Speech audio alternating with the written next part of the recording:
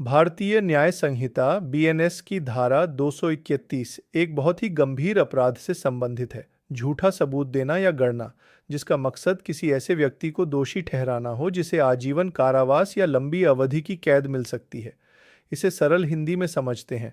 धारा 231 आजीवन कारावास या कारावास से दंडनीय अपराध के लिए दोष सिद्धि कराने के आशय से मिथ्या साक्ष्य देना या गढ़ना, giving or fabricating false evidence with intent to procure conviction of offense punishable with imprisonment for life or imprisonment।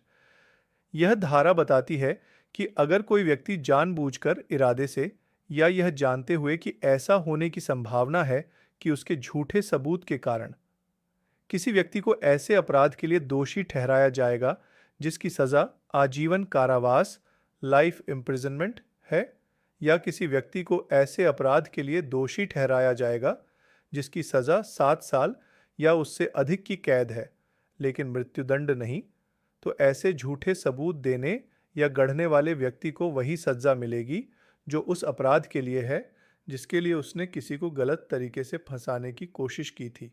उदाहरण से समझें, मान लीजिए ए नाम का व्यक्ति अदालत में झूठी गवाही देता है और झूठे सबूत गढ़ता है।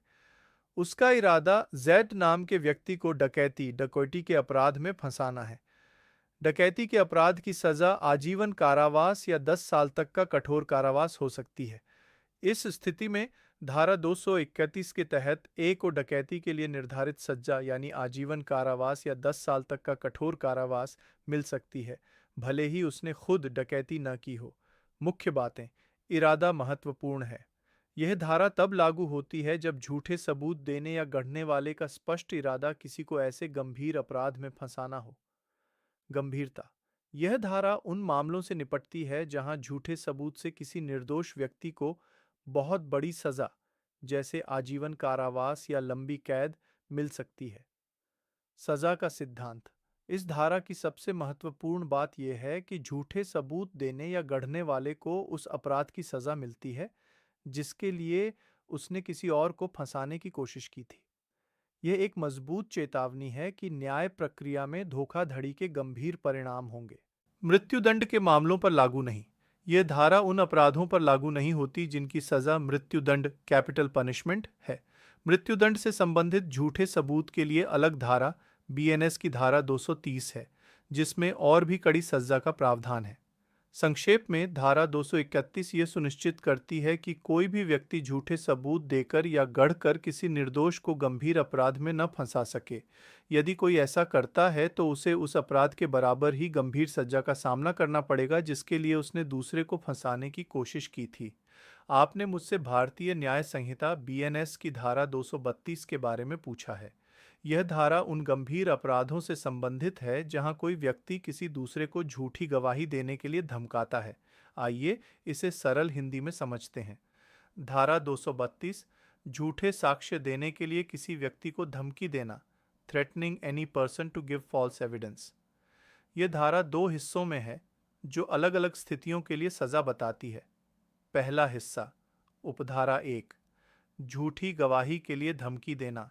यह हिस्सा उन मामलों पर लागू होता है जहां कोई व्यक्ति किसी दूसरे को डरा धमकाकर या लालच देकर झूठी गवाही, झूठे सबूत देने के लिए उकसाता है।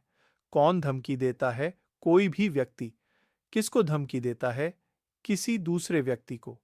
किस बात की धमकी देता है? वो उसके शरीर को चोट पहुंचाने की, जैसे मारने पीटने की, या वो उसकी इज्जत प्रतिष्ठा को नुकसान पहुंचाने की, जैसे उसे बदनाम करने की, या वो उसकी संपत्ति को नुकसान पहुंचाने की, जैसे उसकी चीजें तोड़ने की, या वो किसी ऐसे व्यक्ति को चोट या इज्जत को नुकसान पहुंचाने की धमकी देता है जिसमें धमकी देने वाले व्यक्ति की दिलचस्पी हो, जैसे उस व्यक्ति के परिवार का सदस्य या दोस्त। धमकी देने का इरादा क्या है?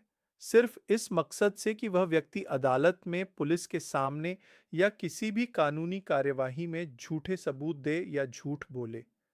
इसकी सजा क्या है? ऐसे व्यक्ति को 7 साल तक की कैद, जेल हो सकती है या जुर्माना भरना पड़ सकता है, या दोनों, कैद और जुर्माना हो सकते हैं। सरल शब्दों में, यदि कोई आपको या आपके परिवार दोस्तों को मार पीट करने, बेइज्जत करने या आपकी संपत्ति को नुकसान पहुंचाने की धमकी देता है, सिर्फ इसलिए ताकि आप किसी केस में झूठी गवाही दें या झूठ बोलें, तो यह एक गंभीर अपराध है। ऐसे व्यक्ति को 7 साल तक की जेल हो सकती है। दूसरा हिस्सा, उपधारा 2, यदि झूठी गवाही से निर्दोष व्यक्ति को गंभीर सजा हो जाए, यह हिस्सा पहले वाले से भी ज्यादा गंभीर है। यह तब लागू होता है जब झूठी गवाही के कारण किसी बेकसूर व्यक्ति को भारी सजा मिल जाती है। क्या होता है? यदि उपधारा 1 में बताई गई धमकी के कारण उस व्यक्ति ने झूठे सबूत दिए और उन झूठे सबूतों की वजह से कोई बेकसूर व्यक्ति दोषी ठहराया जाता है और उसे सजा मिलती है। और मिली हुई सजा मौत की सजा, फांसी हो, या 7 साल से ज्यादा की कैद, जैसे 10 साल की जेल या आजीवन कारावास। इसकी सजा क्या है? तो जिसने धमकी देकर झूठी गवाही दिलवाई थी, वह व्यक्ति जिसने धारा 232(1) के तहत अपराध किया था, उसे भी वही सजा और दंड मिलेगा जो उस निर्दोष व्यक्ति को मिला है। उदाहरण के लिए, अगर धमकी देने वाले की वजह से दिए गए झूठे सबूतों के कारण किसी बेकसूर को फांसी हो जाती है, तो धमकी देने वाले को भी फांसी की सजा मिल सकती है। अगर बेकसूर को आजीवन कारावास मिलता है, तो धमकी देने वाले को भी आजीवन कारावास मिल सकता है। सरल शब्दों में, अगर आपकी धमकी के कारण किसी ने झूठ बोला और उस झूठ की वजह से किसी बेकसूर व्यक्ति को फांसी या 7 साल से ज्यादा की जेल हो गई, तो जिसने धमकी दी थी उसे भी उतनी ही कड़ी सजा मिलेगी जितनी उस बेकसूर को मिली है। कुल मिलाकर, धारा 232 का मुख्य उद्देश्य न्याय प्रणाली में पारदर्शिता और सच्चाई बनाए रखना है। यह लोगों को गवाहों को डराने या उन पर दबाव डालने से रोकती है ताकि वे झूठ न बोलें। यह कानून न्याय के रास्ते में आने वाली रुकावटों को हटाता है और यह सुनिश्चित करता है कि झूठी गवाही के गंभीर परिणामों के लिए जिम्मेदार लोगों को कड़ी से कड़ी सजा मिले, खासकर जब इससे किसी निर्दोष की जान या स्वतंत्रता खतरे में पड़ती हो।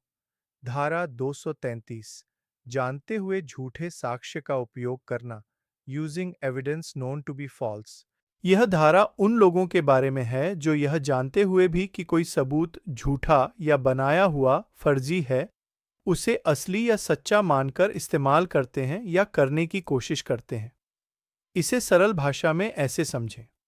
कोई भी व्यक्ति जो बेईमानी से, धोखे से या भ्रष्ट तरीके से किसी ऐसे सबूत को जिसे वह जानता है कि वह झूठा है या खुद बनाया गया है, फर्जी है, उसे अदालत या किसी कानूनी कार्यवाही में सच्चा या असली सबूत मानकर इस्तेमाल करता है या इस्तेमाल करने की कोशिश करता है, तो उसे उसी तरह से दंडित किया जाएगा जैसे कि उसने खुद झूठे सबूत गढ़े हों या दिए हों। मुख्य बातें और उदाहरण। जानबूझकर। सबसे महत्वपूर्ण बात यह है कि अपराधी को यह पूरी तरह से पता होना चाहिए कि वह जिस सबूत का इस्तेमाल कर रहा है वह झूठ है या उसने खुद बनाया है। अज्ञानता, न जानना, यहां बहाना नहीं होगी।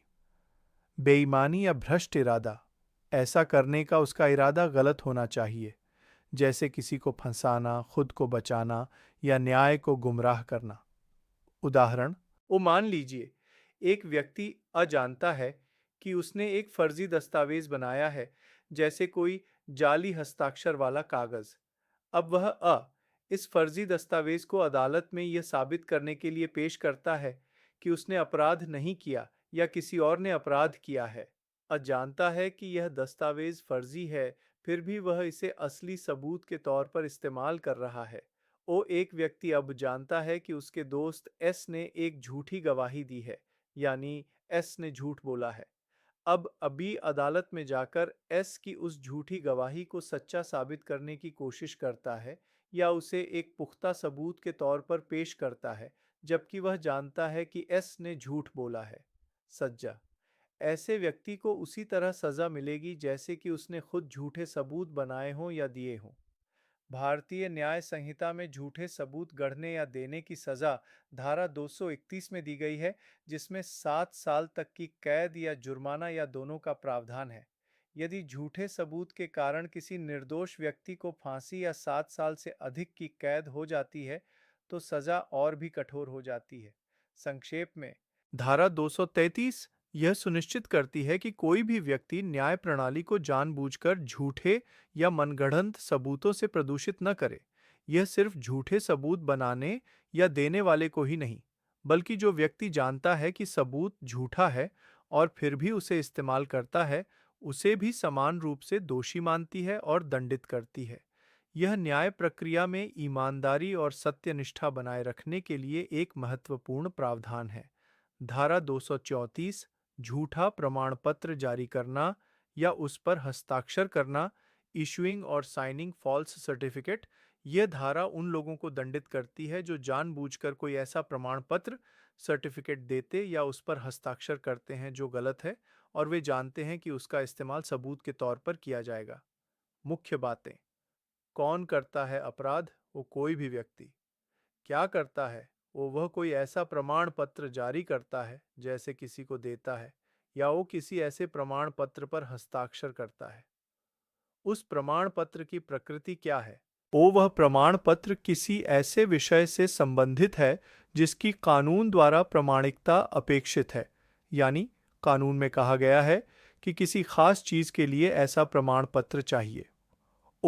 या वह प्रमाण पत्र ऐसे विषय से संबंधित है जिसे कानून द्वारा प्रमाण के रूप में स्वीकार किया जा सकता है, यानी उस प्रमाण पत्र को कोर्ट में सबूत के तौर पर माना जा सकता है। अपराधी का इरादा क्या होता है? वह जानता है या विश्वास करने का कारण रखता है कि प्रमाण पत्र किसी महत्वपूर्ण बात में गलत है, यानी उसमें कोई गलत जानकारी दी गई है। और वह जानता है या विश्वास करने का कारण रखता है कि इस प्रमाण पत्र को सबूत के तौर पर इस्तेमाल किया जा सकता है या किया जाएगा। सजा क्या है? ऐसे व्यक्ति को 3 साल तक की कैद, यह साधारण या कठोर कारावास हो सकता है, या जुर्माना या दोनों से दंडित किया जाएगा। आसान भाषा में उदाहरण सहित समझें।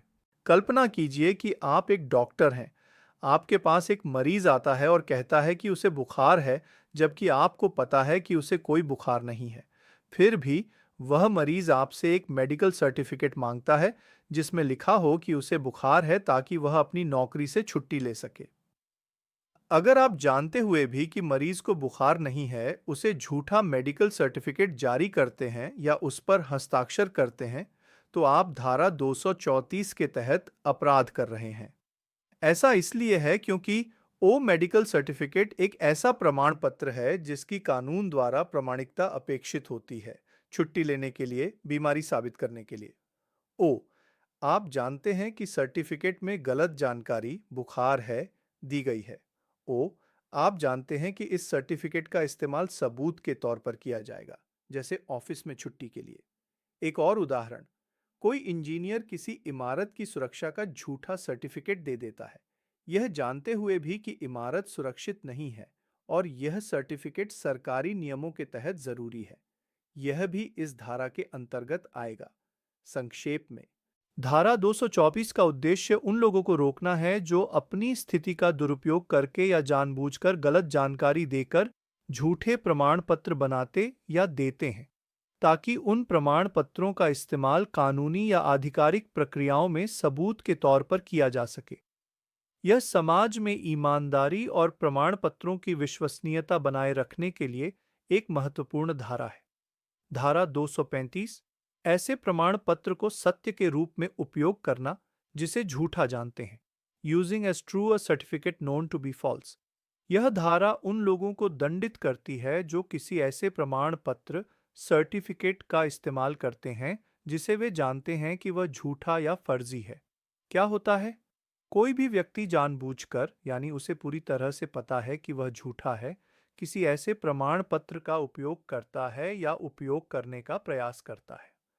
यह प्रमाण पत्र किसी कानून द्वारा वैध माना जाता है, या यह प्रमाण पत्र किसी कानूनी कार्यवाही में सबूत के तौर पर इस्तेमाल किया जा सकता है, या यह प्रमाण पत्र किसी लोक सेवक, सरकारी अधिकारी को किसी भी कार्य के संबंध में दिया जा सकता है, और वह व्यक्ति यह जानता है कि वह प्रमाण पत्र किसी ऐसे व्यक्ति द्वारा दिया गया था जिसके पास उसे जारी करने का कोई वैध अधिकार नहीं था, यानी वह व्यक्ति जिसे प्रमाण पत्र जारी करने की शक्ति ही नहीं थी, उसने वह प्रमाण पत्र दे दिया। या वह प्रमाण पत्र वास्तव में झूठा है, यानी उसमें दी गई जानकारी गलत है। सजा क्या है? ऐसे व्यक्ति को 7 साल तक की कैद यह साधारण या कठोर कारावास हो सकता है, या जुर्माना या दोनों से दंडित किया जाएगा। आसान भाषा में सारांश, मान लीजिए आपके पास कोई ऐसा सर्टिफिकेट है, जैसे जन्म प्रमाण पत्र, आय प्रमाण पत्र, शैक्षणिक प्रमाण पत्र या कोई मेडिकल सर्टिफिकेट, जिसे आप जानते हैं कि वह असली नहीं है, बल्कि फर्जी है या किसी ऐसे व्यक्ति ने दिया है जिसे उसे देने का अधिकार नहीं था। यदि आप इस झूठे सर्टिफिकेट का इस्तेमाल कहीं भी, जैसे नौकरी के लिए, किसी सरकारी योजना के लिए या अदालत में सबूत के तौर पर, यह जानते हुए करते हैं कि यह फर्जी है, तो यह धारा 235 के तहत एक अपराध है। इस अपराध के लिए आपको 7 साल तक की जेल, जुर्माना या दोनों हो सकते हैं। यह धारा उन धोखाधड़ी वाले कृत्यों को रोकने के लिए है जहां लोग फर्जी दस्तावेजों का इस्तेमाल करके अनुचित लाभ प्राप्त करने की कोशिश करते हैं या न्याय प्रणाली को धोखा देते हैं। भारतीय न्याय संहिता 2023 की धारा 236, ऐसे घोषणा पत्र में गलत बयान देना जो कानूनन सबूत के तौर पर स्वीकार्य हो, यह धारा उन लोगों को दंडित करती है जो किसी ऐसे घोषणा पत्र, डिक्लेरेशन में जानबूझकर झूठा बयान देते हैं जिसे कानूनन सबूत के तौर पर इस्तेमाल किया जा सकता है। इसे आसान भाषा में समझते हैं। कल्पना कीजिए कि कोई ऐसा दस्तावेज है जिसे घोषणा पत्र कहते हैं। यह घोषणा पत्र किसी सरकारी काम के लिए हो सकता है, जैसे किसी संपत्ति का पंजीकरण, प्रॉपर्टी रजिस्ट्रेशन, बैंक खाता खोलना, कोई लाइसेंस प्राप्त करना, कोई शपथ पत्र, एफिडेविट जो अदालत में दिया जाता है।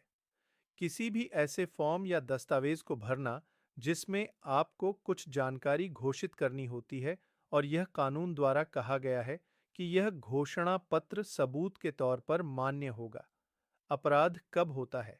जब कोई व्यक्ति केक कानूनन बाध्य हो, उसे कानून द्वारा किसी विशिष्ट बिंदु पर घोषणा पत्र में सच बोलने के लिए बाध्य किया गया हो।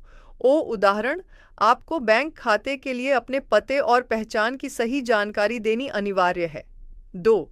जानबूझकर गलत बयान दे, वह उस घोषणा पत्र में जानबूझकर कोई ऐसा बयान देता है जो उसे पता है कि झूठा है या वह गलत है या उसे यकीन नहीं है कि वह सच है। उदाहरण, आप जानते हैं कि आपका पता X है, लेकिन आप जानबूझकर Y पता लिखते हैं। 3. बयान महत्वपूर्ण हो, वह झूठा बयान किसी ऐसे बिंदु पर हो जो घोषणा पत्र के उद्देश्य के लिए महत्वपूर्ण हो। उदाहरण, बैंक खाता खोलने के लिए पता एक महत्वपूर्ण जानकारी है। सजा क्या है? ऐसे व्यक्ति को 3 साल तक की कैद, ये साधारण या कठोर कारावास हो सकता है, या जुर्माना या दोनों से दंडित किया जाएगा। संक्षेप में, यह धारा यह सुनिश्चित करती है कि जब भी किसी व्यक्ति से कानून द्वारा एक घोषणा पत्र में सच बोलने की उम्मीद की जाती है, क्योंकि वह घोषणा पत्र बाद में कानूनी सबूत के रूप में इस्तेमाल हो सकता है, तो वह ऐसा करते समय झूठ न बोले। यदि वह जानबूझकर झूठी जानकारी देता है, तो उसे सजा मिलेगी। इसका उद्देश्य कानूनी प्रक्रियाओं और सार्वजनिक दस्तावेजों की सत्यनिष्ठा, इंटीग्रिटी बनाए रखना है। धारा 227, ऐसी घोषणा को सत्य के रूप में उपयोग करना जिसे झूठा जानते हुए भी, using as true such declaration knowing it to be false. यह धारा उन स्थितियों से संबंधित है जहां कोई व्यक्ति किसी ऐसे बयान या घोषणा का उपयोग करता है जिसे वह जानता है कि वह झूठा है। यह अक्सर धोखाधड़ी या गलत तरीके से लाभ प्राप्त करने के इरादे से किया जाता है। इसे आसान भाषा में ऐसे समझें। पहला हिस्सा, अपराध क्या है? कौन करता है? कोई भी व्यक्ति। क्या करता है? वह किसी ऐसी घोषणा, डिक्लेरेशन का उपयोग करता है या उसे सही मानता है जिसे बनाने के लिए कानून द्वारा आवश्यकता होती है, जैसे शपथ पत्र, हलफनामा या कोई वैधानिक घोषणा। जानते हुए भी वह व्यक्ति यह जानता है या उसे यह विश्वास करने का कारण है कि वह घोषणा किसी महत्वपूर्ण बिंदु पर झूठी है। इरादा क्या है? वह ऐसा धोखाधड़ी से करता है, यानी धोखा देने के इरादे से, या जिससे किसी को नुकसान या चोट हो सकती है। आसान भाषा में, अगर कोई व्यक्ति किसी ऐसे कागज, जैसे कोई एफिडेविट या कोई सरकारी फॉर्म का इस्तेमाल करता है जिसमें उसने पहले कोई झूठी बात लिखी थी और वह जानता है कि वो बात झूठी है और ऐसा वो किसी को धोखा देने या नुकसान पहुंचाने के लिए कर रहा है, तो यह अपराध है। उदाहरण, मान लीजिए किसी व्यक्ति ने सरकारी नौकरी के आवेदन के लिए एक शपथ पत्र एफिडेविट दिया, जिसमें उसने अपनी शिक्षा के बारे में झूठी जानकारी दी, जबकि वह जानता था कि वह जानकारी गलत है। बाद में वह उस शपथ पत्र का उपयोग नौकरी पाने के लिए करता है। यहाँ वह धारा 227 के तहत दोषी होगा। दूसरा हिस्सा, सजा क्या है? ऐसे व्यक्ति को 3 साल तक की कैद, यह साधारण या कठोर कारावास हो सकता है, से दंडित किया जाएगा, या जुर्माना, या दोनों। संक्षेप में, धारा 233 उन लोगों को दंडित करती है जो जानबूझकर झूठी घोषणाओं या बयानों का उपयोग करते हैं ताकि किसी को धोखा दे सकें या नुकसान पहुंचा सके। यह सुनिश्चित करता है कि कानूनी दस्तावेजों में दी गई जानकारी सही और विश्वसनीय हो और कोई भी व्यक्ति झूठी जानकारी के आधार पर अनुचित लाभ न ले सके। इसका उद्देश्य दस्तावेजों की सत्यनिष्ठा और सार्वजनिक विश्वास को बनाए रखना है।